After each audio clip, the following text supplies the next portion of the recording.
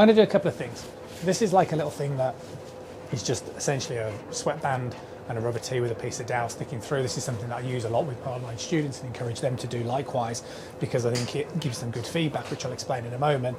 And then the other one is a piece of rope, which I'm going to come to in a second. So if I hold the club, what happens when we hold the golf club? Your arms come together. The right arm is got to be lower than the left one, right? So you tend to notice that this upper arm will go nicely to the side of the body. And then to get the right hand on the club, you'll kind of have to introduce a degree of clockwise rotation of the right forearm, which is known as supination, okay, into this position.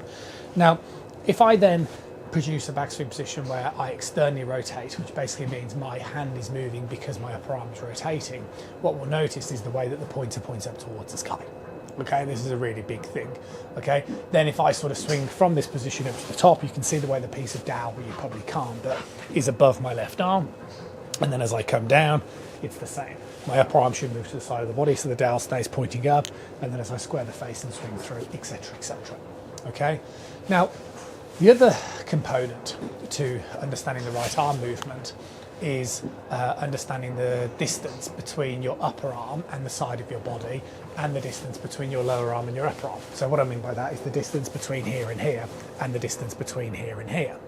Now the good thing with this little device is that if you are going to get excessively bent with the arm, you'll sort of notice the way it will kind of potentially get very close to your body. You want to try and maximise the distance of this. Okay, if this arm is straighter in the backswing position, it's easier just to drop the club down.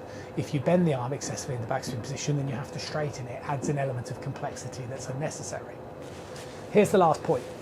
I'll remove that for a moment. If I now hold the rope, okay, and I'm going to hold the club right hand only using my piece of rope. So essentially, my left arm has become replaced by the piece of rope. I know that I want to produce external rotation to take the club back. And then how am I going to advance the club further back?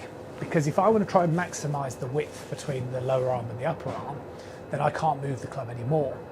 The only way I can move the club more is to allow my upper arm to move away from my body as I'm demonstrating here. You see, if I go back to this position, the only way the club can advance is to excessively bend. Now the problem is this gets limp, and as we just said from there, I'm likely to get very stuck, like so, and come down very steep, as opposed to what we're looking for is the maximum width. So the point that I'm trying to make to you guys, as I do to all my students, is you really want to try and focus on external rotation, and then really as you swing up towards the top, you've got to allow the upper arm to move away from the side of the body. If your upper arm gets too stuck to the side of the body, you're going to end up excessively bending to compensate. Keep the right arm nice and straight.